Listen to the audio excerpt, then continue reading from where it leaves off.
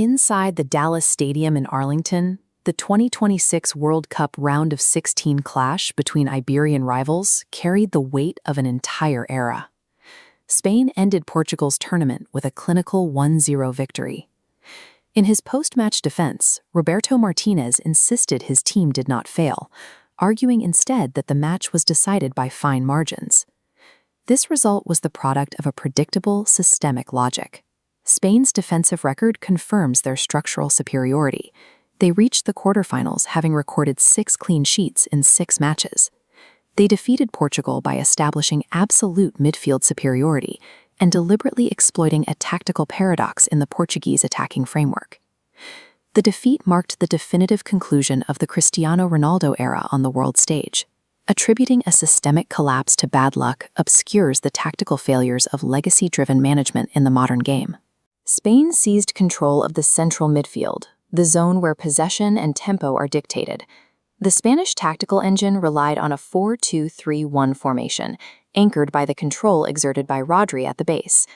Mapping Spain's 4-2-3-1 against Portugal's 4-3-3 creates direct pressure points across the center.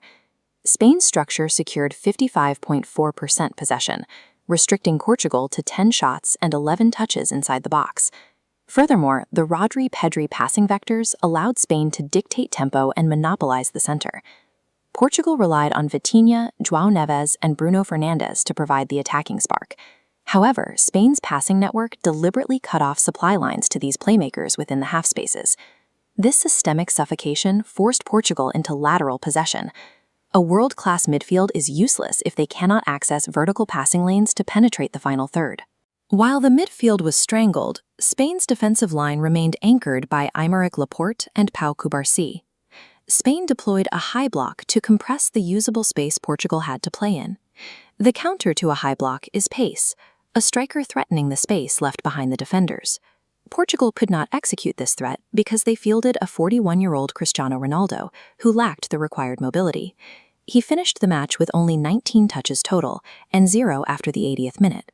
Both Wayne Rooney and Ricardo Quaresma noted the disconnect between Portugal's technical midfield and their captain. The Portuguese system prioritized ball retention over delivering vertical balls and crosses a penalty box striker requires. Consequently, Portugal's entire team generated a mere 0.58 expected goals over the full 90 minutes.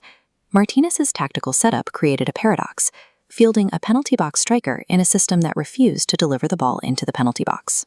By the second half, the immense physical fatigue of maintaining these rigid tactical structures became glaringly apparent on the pitch. Spanish manager Luis de la Fuente took a proactive approach to breaking the stalemate. His strategy was to inject pace and unpredictability against a tiring defense by utilizing his bench. He introduced Ferran Torres, then Fabian Ruiz, and Mikel Merino to refresh the attack. Contrast this with Roberto Martinez, who remained bound by his starting legacy player. Martinez refused to substitute Ronaldo, despite the forward's clear lack of impact.